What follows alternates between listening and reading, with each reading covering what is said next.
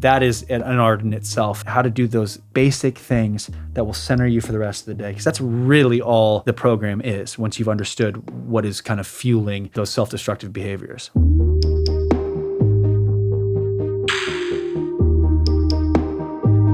So I heard Stoicism helped you quit drinking. Is that true? Stoicism has been, first off, not to pump your tires, you are my favorite author. Well, thank you. Hands down.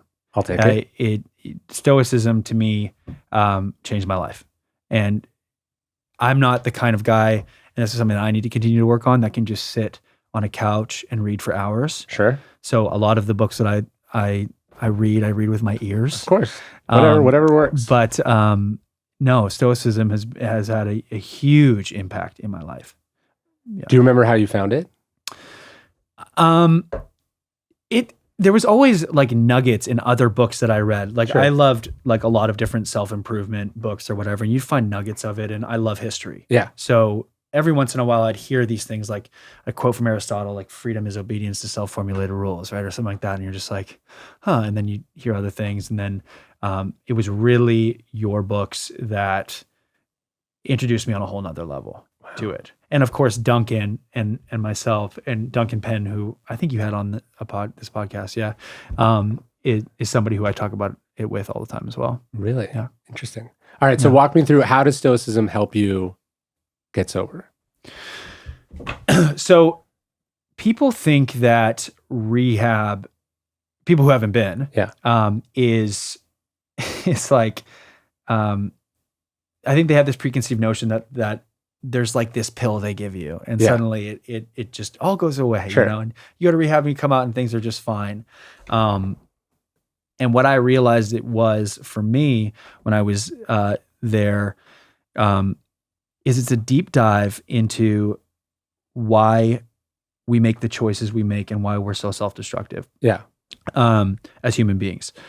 And after you start understanding more about what is kind of triggering you on this journey, the answer to these kind of insecurities is discipline. Mm-hmm. And it is a structure. And people, it's funny, as I've read more as I get older, and the more things I've taught myself, I've realized that a lot of the spiritual practices, or a lot of books that I've read are almost saying the same thing in different ways. Sure. Like the theme that I found most important to me is that, for lack of a better word, discipline is destiny. Yeah. And that has been my way out of the turbulence in my life back in the day. Yeah, I think like if anyone's ever been to physical therapy or rehabbed from an injury, you get the sense that it's like, oh, I'm going to be worked on. Like I'm going to go and I'm going to get massages or this kind of treatment or this medicine. But really they're like, no, here's the work that you have to do, right? And it's the same for, I think, the other forms of rehab. Like you don't go there and then they're like, here are all the secrets to not drinking or doing this or that anymore. What they're like is, here are the things that you have to do every single day of your life. And the second you stop, like as they say it works if you work it, right? Like if you do that work, then you'll stay sober. If you don't do that work, you won't. And it's really, really hard work. It's like the hardest work because it's on yourself and it's against habits or practices or assumptions you've had your whole life. Yeah, 100%. And some people refer to that as the program. Yes. Really, it's just your program. It's whatever you need to do every day to center yourself. Yeah. And to feel grounded. And admittedly, there's days where I'm not as good. Yeah, sure. And there's days that I am. And I think one of the things I'm really trying to fine tune right now is how to do this when things that are out of my control are taking me out of my element. Like I'm not going to be on my farm in Bastrop, or I'm not going to be in my element. I'm going to be traveling and overseas. And I think that is an art in itself, is how to do those basic things that will center you for the rest of the day. Because that's really all the program is, once you've understood what is kind of fueling those self-destructive behaviors. Well, isn't there an acronym for like HALT? HALT. Walk me through Hungry, angry, lonely, tired. And then I add thirsty because I don't know why they don't bring that in too. Sure. I'm like, there's times, and basically all that's saying is, this is something I realized. I think whenever you're sitting there and you're going like, man, like I need a vacation. Yeah. Like I need to be in Mexico right now. Or damn, like I wish my house was bigger. I just wish I was in a bigger house. I find it so funny because I'm like, do you actually want to be in Mexico right now? Or do you like the person you think you're going to be in Mexico right now? Yes. And it's the same with that house, right? Like, or do you like the person you've become to be in that? Mm-hmm. You know? And I think, you know, it's kind of the same theme from your book, is just like, you get what you are. Yes. So just be the best version of yourself as possible. Well, it's funny, in Meditations, there's a passage where Marcus Aurelius is like doing exactly that. He's like, I know you think you want to get away from it all, like in the country or the beach or whatever. Yeah. And he's like, but actually whatever you need is inside of you right now. He says like, you can retreat and go on vacation inside your own soul right now. And I think it's true, right? We think, okay, if I can just get away from all these external things, then I won't feel what I'm feeling. Yeah. And obviously, sometimes that's what we do. And then sometimes we do like a substance or a thought pattern or whatever as the other version of escape. But what we really just have to deal with is whatever that feeling is. And if you can deal with that feeling and process it and work on it, that's actually a more sustainable and permanent solution to that thing. But I think, to me, one of the things that addiction is like a sort of a proven pattern where whenever you get that feeling, you do that bad thing, that thing you're not supposed to do. And then the relief becomes associated with that feeling, even if it's also destroying your life at the same time. 100%. Yeah. And it's your coping mechanism. You know, it is your higher power. Yeah. It's what you go to. Yes. Right. It's like we fall on our habits. And if that's your habit, you're going to fall on that. Right. But I'm so grateful for Stoicism in my life. And I think that so many young kids right now, especially people growing up in this world with social media and just being flooded by these self-promoting people. Yeah. And I'm not saying that there's any, like, everybody, has their own life, and I'm not about to judge them, but it's just, if I was a kid growing up and like my idols were some of the things that I see now, it's very scary because I think that it just kind of we don't understand that it's not real. Exactly. That it's a performance. Yes. And in some cases, it's literally not real because there's filters on top of it and there's editing on top of it. And you don't understand that is not actual life. That is fake life. The highlight reel of people's life. Or, for some of these like business gurus, this is their way of getting you to sign up for something, right? Yes, yes. You think Andrew Tate or whatever is successful whatever, but actually his only success is selling you stuff. Exactly. Well, speaking of your show Heels, it's like watching professional wrestling and not knowing that it's fake. Like, that it's all scripted, that it's designed to make you feel good about some people, bad about some people, vicariously follow along, stimulate sort of very primal urges, which when it is presented as entertainment, there's absolutely no problem with it. Yeah. The problem is it's not. Like, you're following these parenting bloggers and going like, why am I shitty because my house isn't clean like theirs? Yeah. And you don't understand that they picked this location that they're shooting from because you can't see what's on the other side of the couch, which is the same mess that's in your house. Or that the house is a rental or the car is a rental or whatever. And I just feel like it's this kind of teaching for people that really is the way out. Because if I could sum up everything that I've read into a few words from you, it's, you're going to be okay. It's going to be okay. Follow this. Because I think that everyone is being made to feel like they're not good enough right now. Sure. In the world. And through this, you realize that you can do that for yourself. Through these small practices, that this everyday routine, that you don't need validation externally, that this all comes internally, and happiness isn't something to be gotten. It is the way. You know what I like about that HALT acronym though is that like I think we think people that are like sober or in great shape or really successful, like we think that they're just sort of gutting it out with sheer superhuman strength all the time. Yeah. Right? Yeah. That like they just always do the right thing, that they are never tempted, that it's never hard for them. And that's not only is that not true, but the real secret is just trying to avoid the scenarios or the environments where you are vulnerable to not being who you want to be. You know what I mean? So it's like, if you're like, hey, I make bad decisions when I'm upset, right? You just try not to make fewer decisions when you're upset. It's not like you just magically don't have a temper, right? Like everyone has a temper, but you try to be the person that goes, hey, these are my processes. These are the systems I have. This is a little bit of self-discipline I have that says, hey, when I'm pissed off, I write the email, but I don't send it, right? Or like my Twitter account is on somebody else's phone. So I don't have the ability to angrily fire something off when I'm in the middle of a contract negotiation or whatever, right? Like you think about how do you set up processes so you don't make bad decisions when you're hungry, angry, lonely, tired. You know, I think I read this study once that was saying like most fights between couples happen when one or more of them is hungry. And you're like, oh yeah, right. Like, I totally believe that. You're not actually fighting about like whose fault it was that you're late. You're fighting because you were trying to get to a restaurant and you're not at the restaurant and you're both hungry. And when you realize that, you're like, let's just table this discussion till after we eat.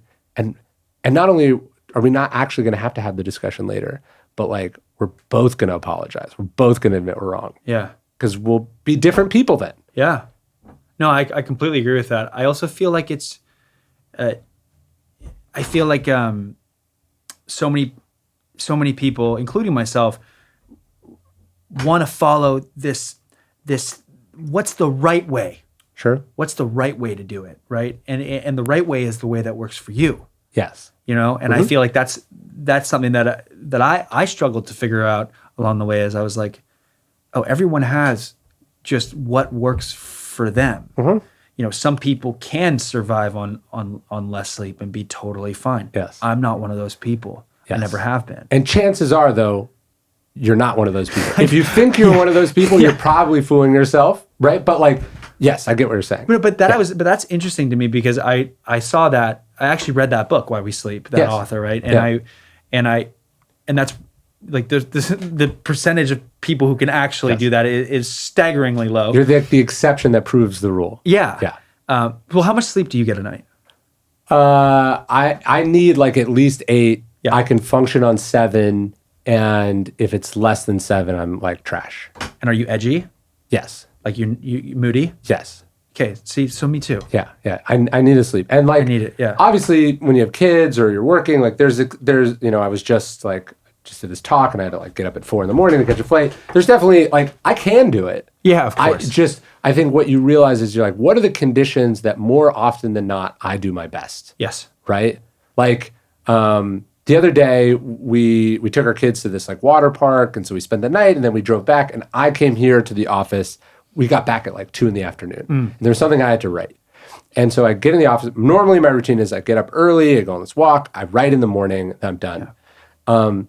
But for whatever reason, this day it was flipped. Like I got in the office at 2, and as I sat down to record, to write, it was just garbage. Like I wasn't feeling it, and it's actually. I'm actually really glad it happened because I was like, oh yeah, this is why I have my routine. Because who I am at 2 PM is a fundamentally different person than who I am at 7 AM as a writer.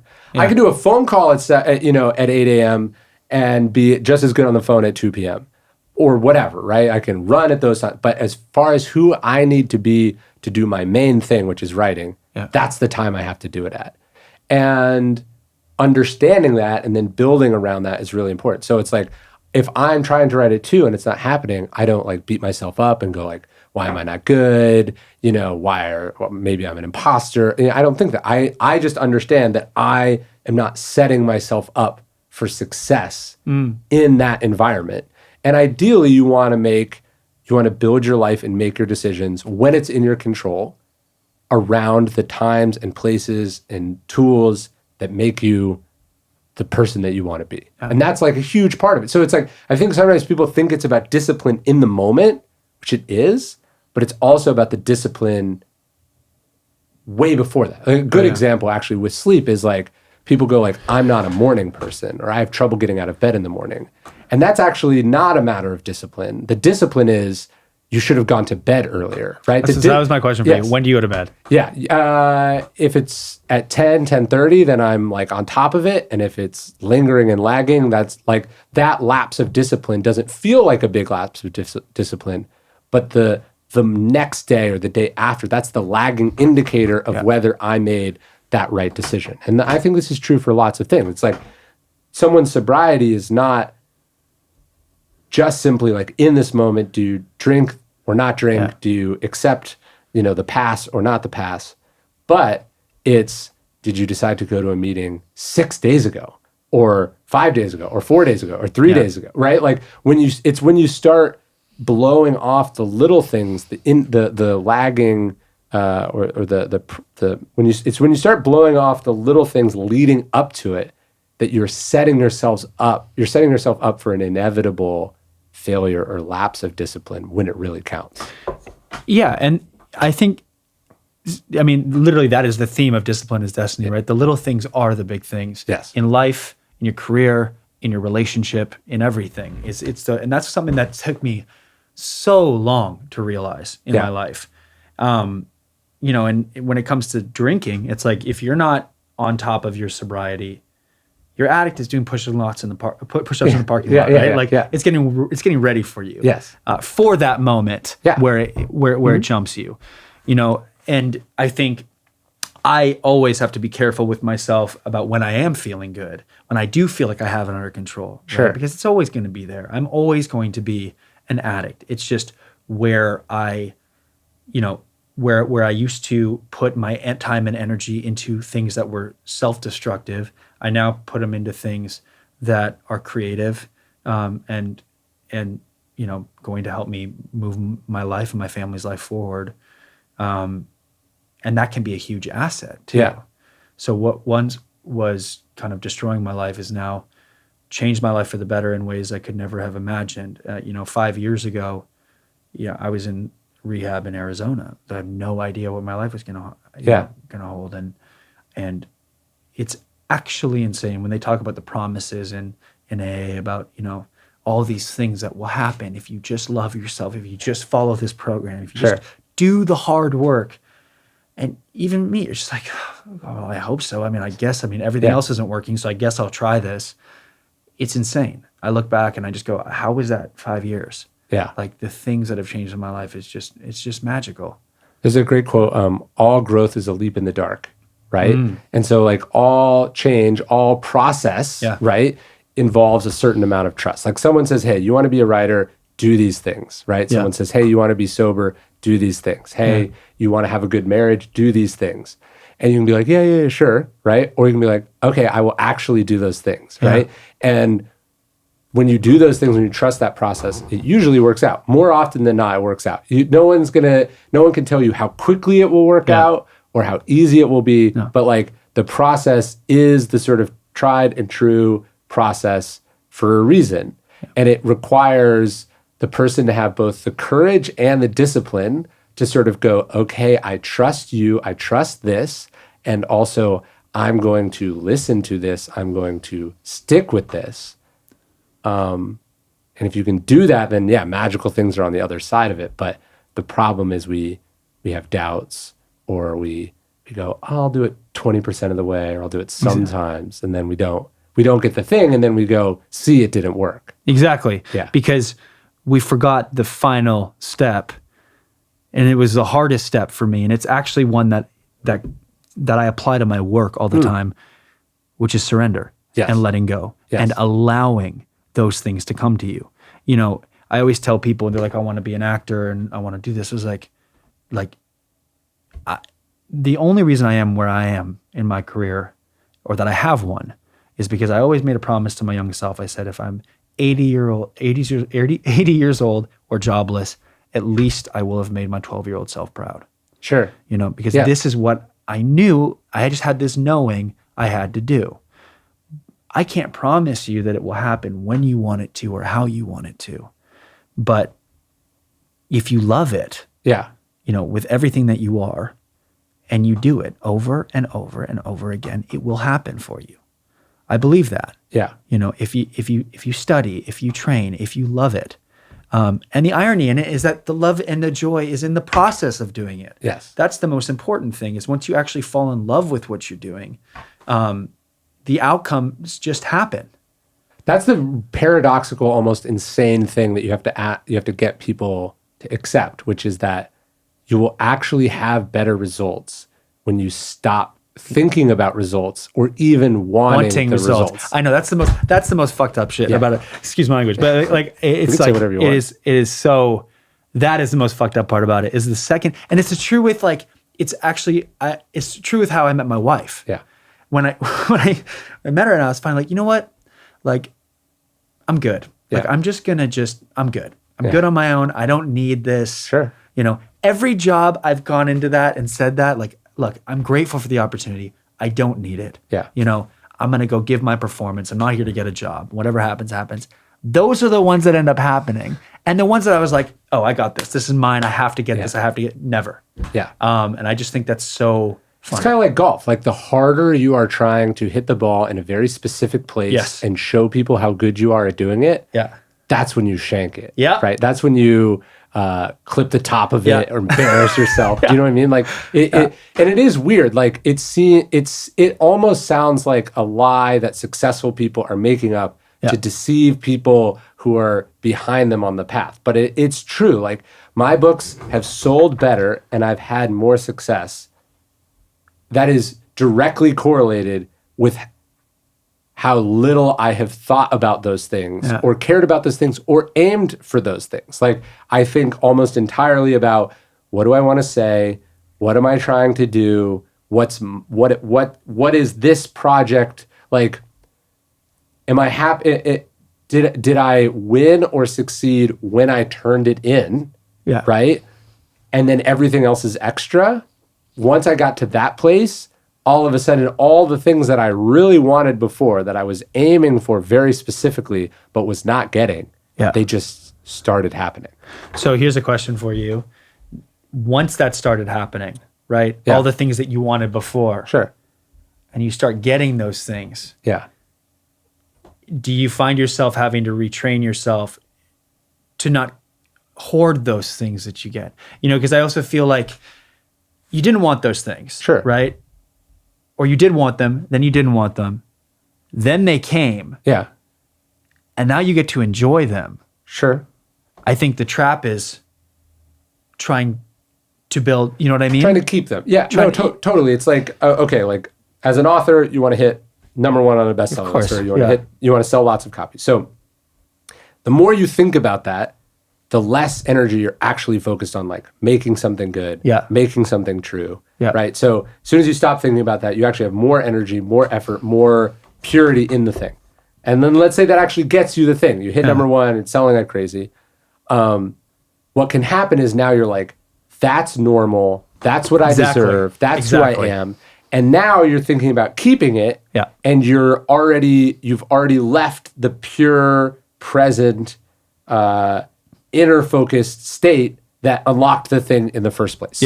So I try to think of it as ephemeral and not mine. And my job is just to do what I do. That's the gift. Love that.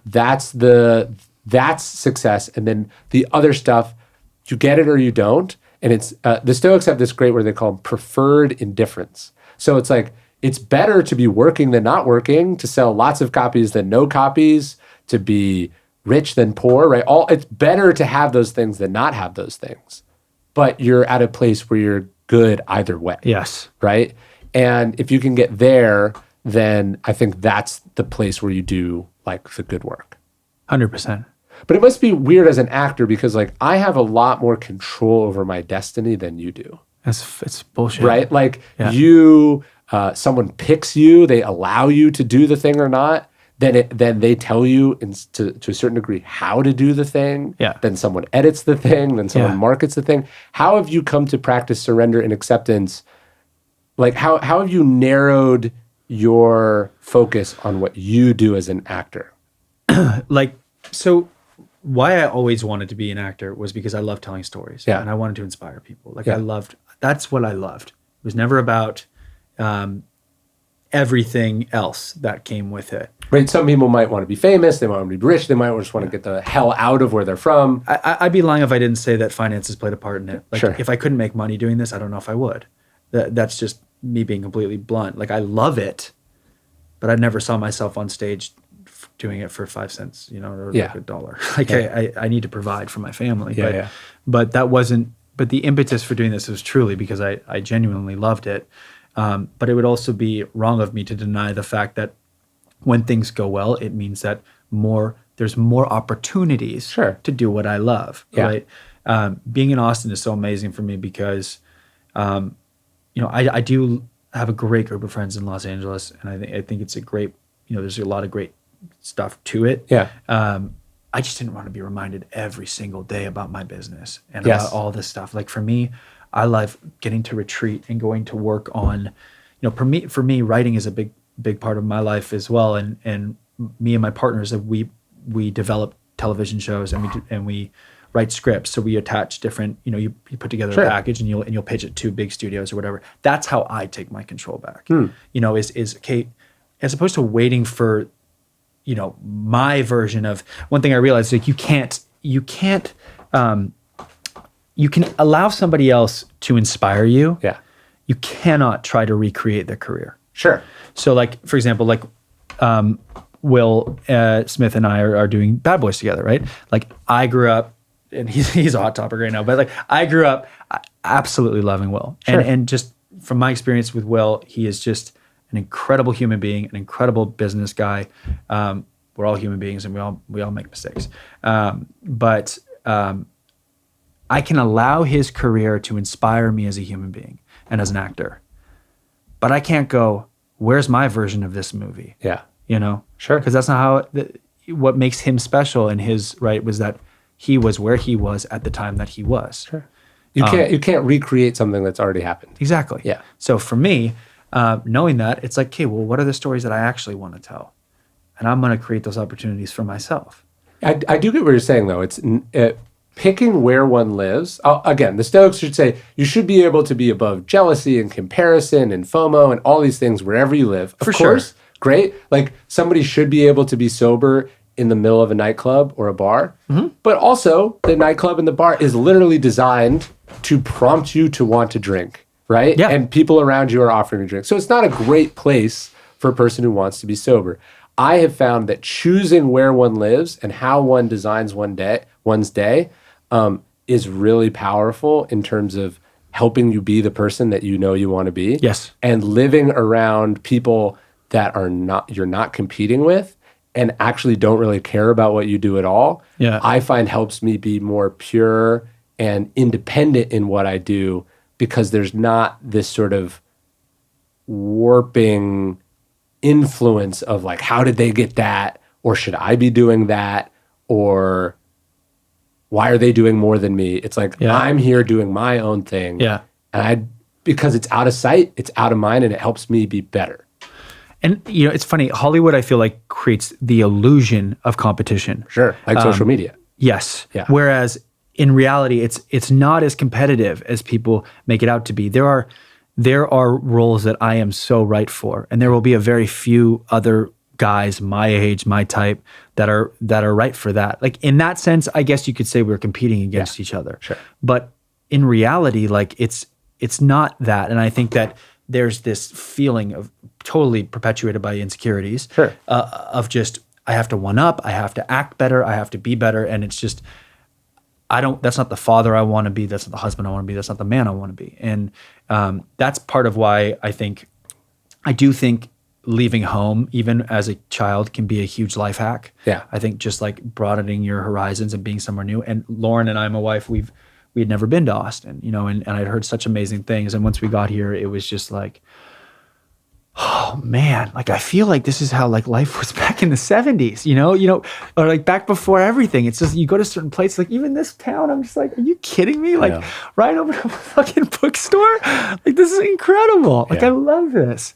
Also, like there's something to be said too about like, I think there's this, when you want to do a certain profession, you're like, okay, everyone is in New York or LA or whatever. Yeah. And because everyone's there is competition in the sense that like there's only so many apartments, and so everything's more expensive, right? Yeah. And I think being able to live in a place, although Austin is becoming very expensive, but I think so you can do it anywhere, but living below your means or living outside of the bubble or the scene where you're not also competing in terms of status with other people, it allows you to make better artistic or creative or business decisions because you're being much more rational about them. You're not like, hey, everyone, like in my industry, you have to drive this kind of car or you're a loser. Yeah. Right? And then it's like, well, you have to work however many days a year just to pay for that thing. Yeah. And then so you're not thinking, like when I went to my publisher, I was like, I want to write a book about an obscure school of ancient philosophy. They were like, what? That sounds like a terrible idea.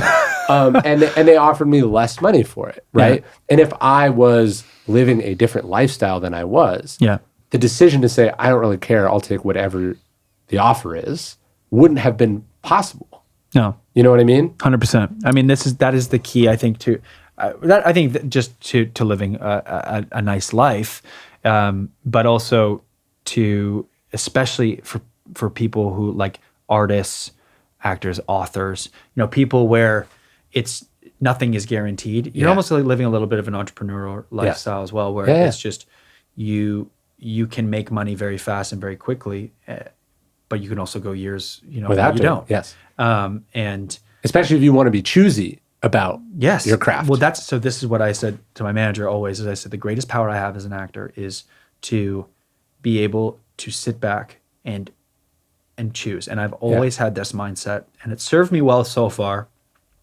which is I would rather be a part of a great film and not be the lead than be the lead of a piece of shit film and get paid way more. And I feel like I've consistently throughout my life have been able to turn down money jobs for the ones that ironically pay you nothing, but to work with great people. And it is slowly but surely continued to produce opportunities and things that I had never experienced. And only in hindsight I can see that. I didn't see it at the time. It was very frustrating to me, being like, God, I really want to take this job, but I can't. But that takes a lot of discipline, right? They're 100%. Like, we want you for this. We will pay you a lot for this.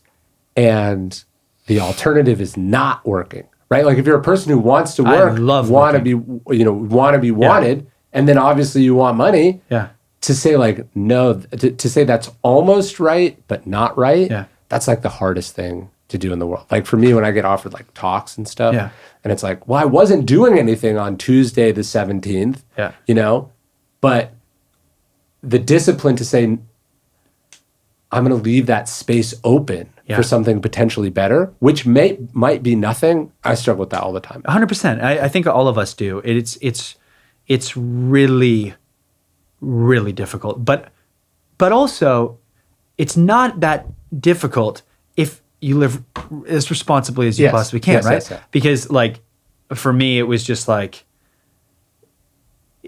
man, like it would be nice, but I don't need it. Yeah. And to me, those offers, I don't even consider them offers, because to me, it's like, the first thing I always say is, okay, don't tell me what I'm getting. Don't tell me what the offer is. If money wasn't an object, would I do this? Interesting. Would I do this? Yeah. Right. Because it's not hard if you didn't know about it. Like if you never heard, like if you were just like, I wasn't doing anything on the 17th, you'd be like, I'm not doing anything on the 17th. Yeah. The hard part is someone told you, do you want to do nothing on the 17th? Yes. Or do you want to do this thing that's worth this amount of money? Yeah. Now it's hard because it feels like you're choosing the irresponsible choice versus the responsible choice. Yes. When actually the responsible choice may well be to say no. Mm-hmm. Luckily, I think now too, actors get away with a lot more shit than they used to, because I think there's so much content out that, and to a way that's actually really nice, because you can take risks on things that perhaps there's no way you would have touched back in the day. Sure. because back in the day when it was like theatrical releases, if it didn't do well, you maybe had 1 or 2 more shots, but that was it. Whereas now it's like, if it's bad, nobody sees it. If it's good, maybe people see it. And it might take a long time for them to see it. I mean, Vikings is a great example of that. I mean, we started that show. I mean, the first episode, basically, we had the 10th year anniversary like last week, like came out 10 years ago. And people are like, have you heard of this new show, Vikings? Yeah, and I literally, the security guy at the airport yesterday pulled me over. He's like, dude, I'm just finishing season 4. I'm like, where the fuck were you? Like, we needed you like 6 years ago, man. I needed you when I could have renegotiated. Right, sure. But he was, but it was so nice. And obviously that's great too. Yeah. But it's just crazy because there's so much out there. It just takes a very, very long time. Well, it's like, do you have a scarcity mindset about what you do or a abundance mindset? Like, I have a quote in The Obstacles Away from Richard Branson where he's like, opportunities are like buses. There's always one coming around. That is so hard. That feels almost egotistical and delusional to accept. It's 100%. Like, because I think a lot of people get into acting or writing or any of the creative professions or anything because they want to be wanted, they want to feel good, they want to be validated. And so it like to go, no, actually, like lots of people, like you're going to have more offers than you know what to do with, right? That feels preposterously egotistical to believe. So when you're like, I'm going to pass on this sure thing right now because I'm actually confident there's going to be better stuff in the future, that feels irresponsible. It does. But it's probably truer than the alternative, especially as you said, like that we do actually live in a world where there's a lot more content, a lot more opportunities, a lot lower or bigger margin for error than there was in the past, where it's like, yeah, if you don't take this shot, you'll never get another one. By saying no, you're saying yes to abundance. Yes. And it's a very, it's a lot easier said than done. But it does feel good sometimes. To say no? Yes. Well, it's very empowering. You're very. Like, I actually don't need this. Yes. No, you can't own me for this. Yeah. It's like, that feels great. Well, do you know who Molly Bloom is? Till I'm on the corner of a street, like dancing for change. Do you know for the job? Do you know Molly Bloom, like Molly's Game, the Aaron Sorkin movie? Yeah. She was telling me, so like the premise of that movie is basically. Did you have her on this podcast? She was just here like 3-4 days ago. I would have loved to come for that. She was saying like the premise of the movie and in real life is basically like the government was like, if you turn on all these people, we'll give you the $5 million of your ill-gotten gains back, right? And she was like, no, I'm not going to do it. And we were talking about how, like, obviously that's an extremely difficult thing to do, but like how one way to think about that is how rich you are afterwards, even though you have no money. Yeah. If to be the kind of person that could say no to $5 million, you have to be very rich, right? And there's different ways to be rich, right? Like to be very powerful, very in control of yourself, very control of your wants and needs, to be able to be like, my ethics or my principles are more important to me than literally millions of dollars, right?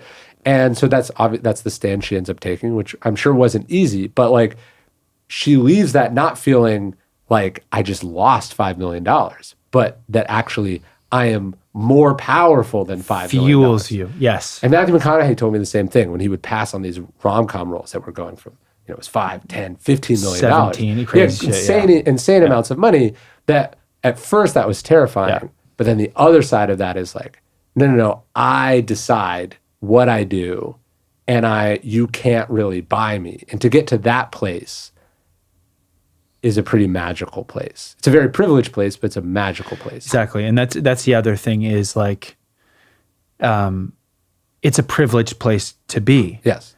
But it took years of also doing that to get to that privileged place. Yes. If that makes sense. Like I feel like when people start speaking, whatever, it's at a function or something, or on television they're talking about how they live through gratitude and blah blah blah, right? And it's just like, well, that's easy for you to say. Yeah. And I'm like, yeah, but to be fair, those same people have been doing that for a long time. Yes. It's just that you're only seeing them now. So yeah, if it's a new attitude, then it's fake. But if that's what got you there. Yes, exactly. Although also though, it's like one of the ways you get got to a place where you can say no Yeah. is by saying yes to a lot of things for a long time. Sure. That's the other side that people miss. It's like, now I can be like, I don't want to do that. Like, or I only want to do it on these terms in this way. That's because I said yes to so much for so long. And I made commitments and sacrifices to get to the point where you are more in control of your own destiny than you were at an early point in your career, right? Yeah. Like, so I'll work for free. I won't complain. I won't be entitled. You do that for a long time. Then you get to a place where you're like, now I'm good. Now I have leverage.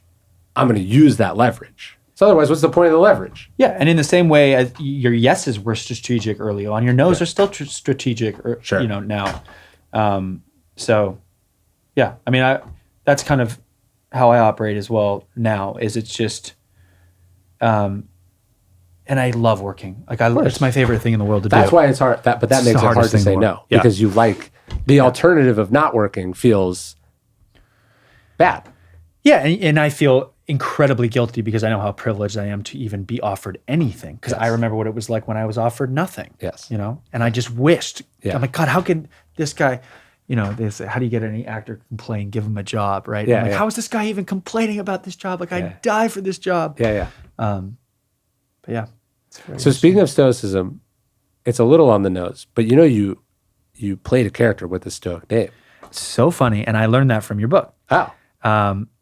Do you think that she got it? Well, she used a bunch of famous sort of Greek and Roman names for all the characters. But Cato was a good one. It's probably an illusion. I mean, what's actually funny is so the founding of America, the founders would all write these like letters. That was like how they would communicate. They would write these letters that would be published in newspapers. Yeah. And they would all pick names, like their fake names, because they wouldn't write it as like Thomas Jefferson or James Madison or Alexander Hamilton. They would all pick fake names. And they would pick like Cato or Epictetus or Marcus, or they would pick, that was just the name. So she was probably also doing that a little bit. It was just like sort of a fake name thing. But yeah, I wondered if you picked up on that. I did. Yeah. I did, because when I started learning about it, I was like, that's really interesting. Yeah. And then somebody told me that Ludwig means, my last name means famous warrior. Oh. In German. I was like, well, I have played a lot of famous warriors. Interesting. That's interesting. Yeah. That's kind of funny. Cato's one of the more interesting Stoics because he doesn't really write anything. Like there's no. How do we know anything about him? You can't go get like his essays on philosophy. Yeah. But he, to the other Stoics, was the number one Stoic, and it's because of who he was. Like it was how he lived. Like he lived the Stoic principles.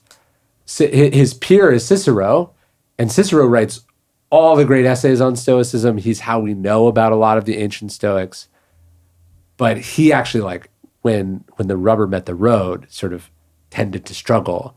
And when things got hard, Cato was like even beyond what the philosophy you would expect the philosophy to be able to bring out of a person.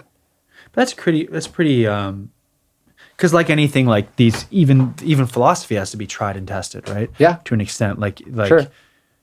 Does this work, right? Yes. I would imagine at the beginning, but for a human being to have that kind of faith in something. Yeah. Yeah. I mean, so Cato is famous ultimately for his suicide. Do you know this story? No. So Cato, I mean, if it's in your books, I've heard the story. Cato and the big clash in the ancient world. I think we even have it's in the wall somewhere. I can't see it. This is a great book that I just read about Cato and Cicero. But basically, it's the clash in the ancient world. Like Caesar is like the ambitious, talented, like plays to the crowd, but doesn't really have a conscience, just is out for himself. Yeah. And Cato is this sort of like principled, sort of old school, like basically one wants to be emperor, one wants to preserve the republic. And there's this clash. And they end up fighting, and there's a lot. But in the end, basically, Caesar wins. And Cato is faced with the choice of basically submitting to Caesar, and Caesar would have forgiven him or like probably blessed him, but he would have demanded a certain subservience from him. And Cato refuses. So he has this big dinner party, and they talk about philosophy. It goes on for hours and hours. And then, he says goodbye to everyone. He puts them on ships and says, like, you got to get out of here before Caesar gets you. And then he goes to bed. He wakes up in the middle of the night. He reads this book about Socrates. And then he grabs his sword and he disembowels himself, like up the middle. And when he falls, like, he collapses to the ground, people rush in and they stop him. They stop him from totally doing it. And they stitch him back up. And he wakes up in the middle of this. This could be in Vikings, basically. He wakes up in the middle, sees that they're trying to save him, but refuses to, basically exist in a world that is so the opposite of how he wants it to be. And he rips it open with his hands, and that's how he goes out. Come on. That's how he goes out. And so that was Cato's defiance of Caesar is this sort of monument for all time, ultimately, of like the mission of the Republic. So Caesar wins and Cato dies, but that sort of example stands for thousands of years, and this is ultimately what like the sort of the founders draw on as they're creating America. It's like they're picking up the torch or the baton or the defiance of Cato in those last moments. So who was the original Stoic? The original Stoic is this guy named Zeno. Zeno, yes. So Zeno loses everything in a shipwreck. He washes up in Athens and ends up founding this school of philosophy. And then this is actually funny. So this is in Athens, in Greece. And so it's the invention of philosophy. It eventually makes its way to Rome, like several generations later. And Cato the Elder, which is Cato the Younger, who's probably who your character is named after, that's Cato's great-great-grandfather. He's there when the philosophers are like doing their talks. And he was like even more old school than Cato. And he watched one of the philosophers argue one thing one day, and then the next day argue the opposite of that thing, like, like sort of a philosophical trick. And he's so appalled by this that he orders that they be exiled from Rome and philosophy be banned.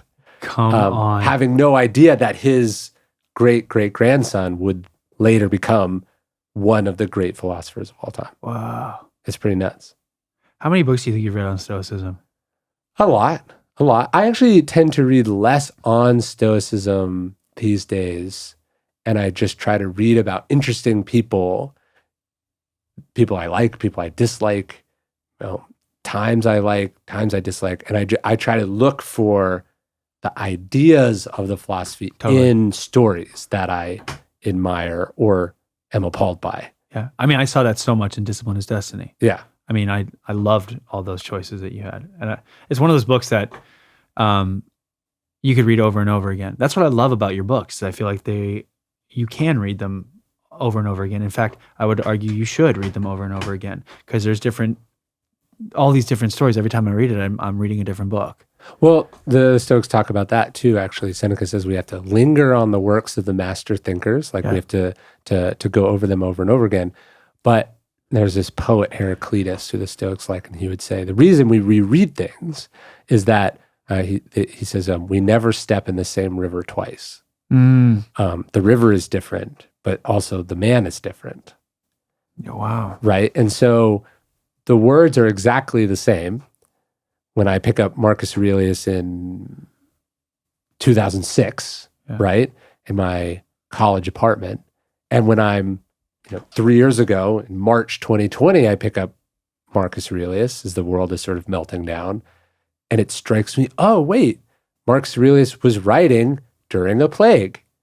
When he talks about plagues and what they do to people and how it can destroy your character, he wasn't like being metaphorical. He was talking about what we were about to go through, right? And you realize, oh, I would have had no ability to understand the material on this level if the events of the world weren't forcing that top of mind, right? Wow. It's like what you read when you read the Stoics as a single person, and then you read the Stoics when you have kids. Yeah. You go, oh, this is a person who who buried multiple children before they reached adulthood. And you go, oh, like he's grieving when he writes this passage, and he's coming at it from a person who's been, had their heart broken, but is trying not to be a broken person, right? And you go, oh, you just never, it would have been impossible for you to comprehend what was happening and the levels and the levels and the levels below in the text until you had some frame of reference in your own experience. And so it is really important that you go back and you watch a movie that hit you when you were 15 years old. You watch it again when you're older because you realize all these things were happening that you didn't know. There was references to films that you hadn't seen. Yeah. And there's quotes from people that you never heard of. And the same goes for books. And I think one of the things I like to do is go back and reread books because I notice, why did I highlight that passage? Like why did I care about that then? Now I care about it even more. Now it doesn't matter to me at all. Like you get different things out of the stuff when you come back to it. Tony Hopkins was telling me that he only reads books now. He doesn't even watch any. Anthony Hopkins? Yeah. He's a big fan of the Stoics, actually. Yeah, I wish I had known about it when we worked together, because we worked together probably 6 years now, but he was such a great, talk about another guy who like lives by recovery. But yes, and is a very, from the people that I've known and the conversations I've had with him, is a very sort of quiet but prolific like ally and supporter of people who are where he was at earlier times in his journey. He's a very much embodiment of that idea of being of service. Yes. Being of service, and that's, you can do it. You can be, I think the problem with me is everything I always want to do 100,000%, right? It's like everything I want to be all in. If I'm going to serve, I'm going to serve every single person in the world. And it's like, it's ludicrous, right? But it's you gotta put your mask on first. Right. Yeah. And I've realized like, no, you can serve by just being kind to somebody on the street. It's like you have no idea how that's going to affect somebody or their family when they get home. But Tony, you can also serve just by having your shit together. Being a good example. Yes, be 100%. Yeah. Well, that's funny because in recovery, that's what they talk about, right? It's like all I can do is be an example for people that are there. Yeah. But I can't tell them that they need to do anything. Yeah. That's up to them. But I can be an example. But Tony he's the living and breathing embodiment of that. And even while we were shooting, it was a small independent film. That I did with him and Ray Liotta back in the day in Canada. And he was like, he'd finish working and he'd go to an AA meeting and he would be sponsoring people there. And it was just like, it was surreal. He's an incredible human being. Well, talking about being okay, there's some clip, I think it's maybe on Jimmy Kimmel or something, and he talks about how he pulls up like a photo of himself when he's like a little kid sometimes. And he just goes, see, we did okay, man. Oh, I love that. And it's a nice way of redefining, like, because you can be so unhappy in the present moment. Yeah. You can be hard on yourself. You can wonder why you didn't do more, why you did X, Y, or Z, the things you didn't fulfill. But like, as you said, compared to the 12-year-old version of yourself, you're fucking crushing it. It's ridiculous. You did so, like, I wanted to write one book. That was like, to me, like, you know what I mean? It's like, if I could do this one time, wouldn't that be incredible? Like, how lucky would that be? And then you do it and you don't feel that way. You tell yourself, well, what if I do it 20 more times? And so if you can go back and remember what your definition of enough was, or success, or like a profound, gift would be, you can realize like how far you already are past that.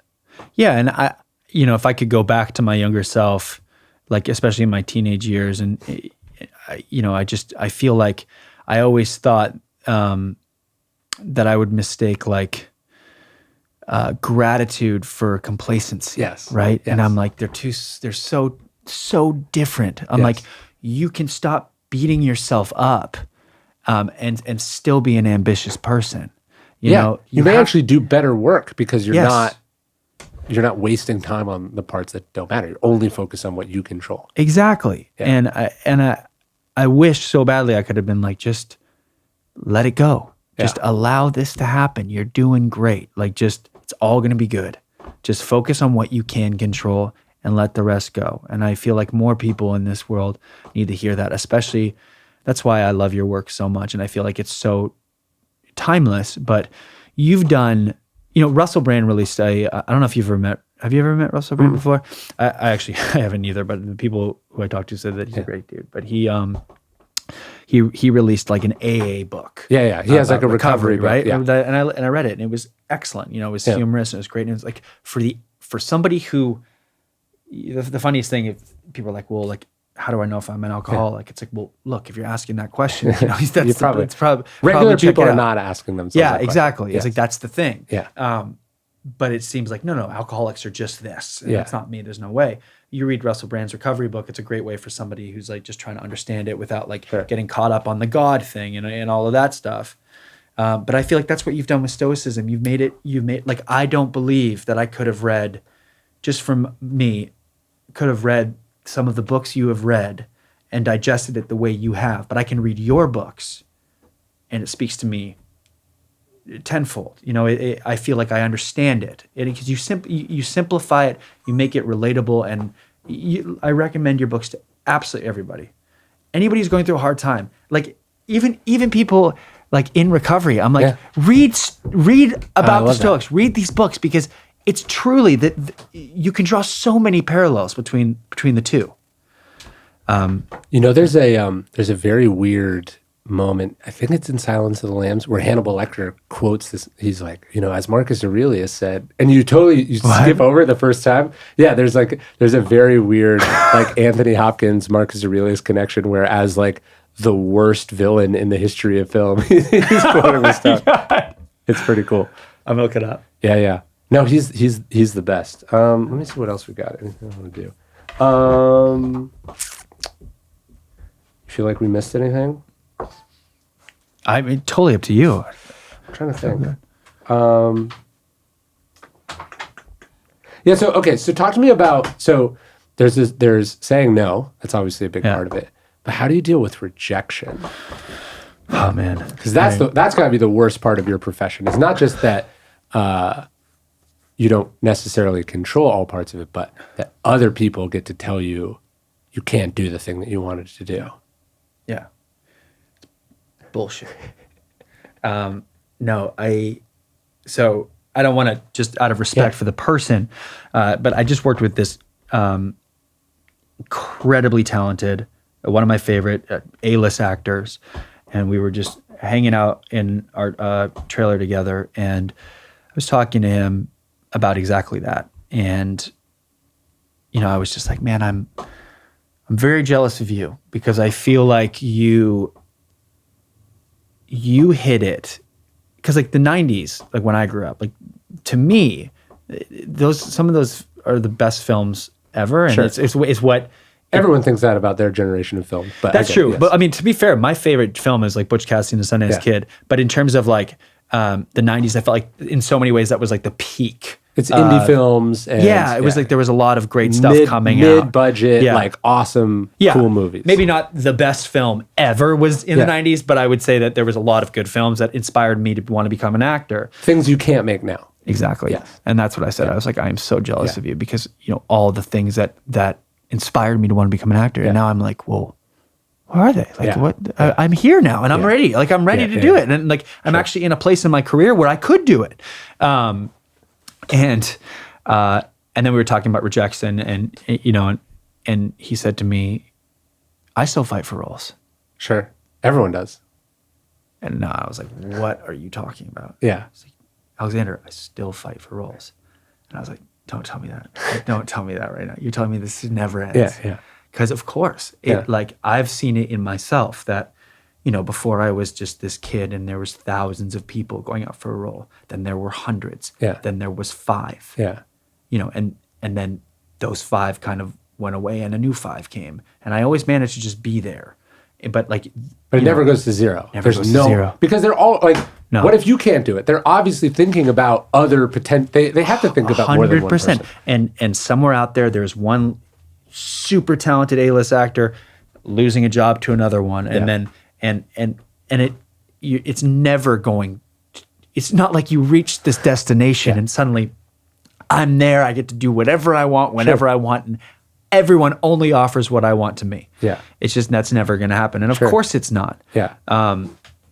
So for me, it's that knowing that is actually really encouraging, because when it comes to rejection, Bryan Cranston said this in his book, and I think you can apply this to pretty much anything in life, but when it comes to acting, I'm there to give a performance, not to get a job. Sure. You know, and so often we imagine what, it's not just the job when you lose it. You lose the job and the fantasy that came with that job. Sure. Oh my God, once I get this job, I'm going to finally be happy, and this is going to happen. A-lister, then I'll A-lister, and I'll don't have to care about money ever again, and blah, blah. And first off, there's not an A-lister I've met yet that doesn't worry about, money and feel like they're finally good, which is amazing, but it's just what happens. Yeah. And that's just not a thing. So for me, I lean into it. For me now, it's like, in the same way that I said, all the jobs I've gotten were the ones where I'm like, I don't need this. Would it be great? Absolutely. But I don't need this. Yeah. It would be great to do these things, but if not, there's be another one that comes along. It's a hard thing to do, especially when it's a role you feel like you can absolutely do justice by. But weirdly enough, in my entire career, I have yet to lose a role that I've gone, damn, like I really, really wish I got that. Which is, by the way, how the mind works, right? Like people go, I don't want to regret this for the rest of my life. And it's like, that never happens. Never. Actually. Your mind always finds a way that what you did is the best thing to do. Yes. So why can't you give yourself, like you go through some devastating breakup, 20 years later, you're like, I'm so glad that happened. Yeah. You know that inevitably that's where you're going to end up. Yeah. But then you're like, but I would like to torture myself for at least the first 4 or 5 years. Yeah. Before I get there. And it's like, no, you could just give yourself, you know how you're going to feel about this in a long enough time from now. So why don't you give yourself that gift now? Now. Exactly. It's hard, especially when you're like a really ambitious person. Sure. Because I feel like sometimes there's just this immense pressure. And to me, Stoicism has always been the way out of that pressure I put on myself and everything, because it's like it gets you down to the root of like, oh wait, why am I actually doing this? And what's actually is it important? something in my control or something that's not in my control? And that's the main thing, is like what is and what isn't. Like what's in my control, knowing that I show up to every single opportunity 100% prepared the way I like to. That's in my control. What they decide is not up to me. What's in my control is what I create. Yeah. Or the offers. Because like now it's really cool where we're in this place where it's like there will be some great offers that come by, and there'll be a lot of bad ones. Yeah. And then there'll be stuff that I fight for. Yeah. And that's kind of just how it is forever. And every opportunity, you just have to look at a different way and just see, is this something that's going to elevate me and make me feel great when I'm a part of it or not, regardless of money or anything like that. When the acceptance of rejection is so hard because you don't get where you are, whether it's an entrepreneur or a creative or a artist, by accepting no, right? So it's like people said it wasn't going to work. They said you were never going to make it. They said you were too short, you were too fat, you were too this gender, that gender, right? Like people, and you got where you got by not taking no for an answer. And then eventually you arrive at a place where you have to practice what the Stoics call the art of acquiescence, where you're like, actually, I do have to accept. I do have to take no as an answer because this isn't in my control. Yeah. And perhaps fighting for this thing, maybe I will succeed, but it's actually not the right thing for me. Like there's a great expression I love, I heard, where it's like, don't run to catch trains.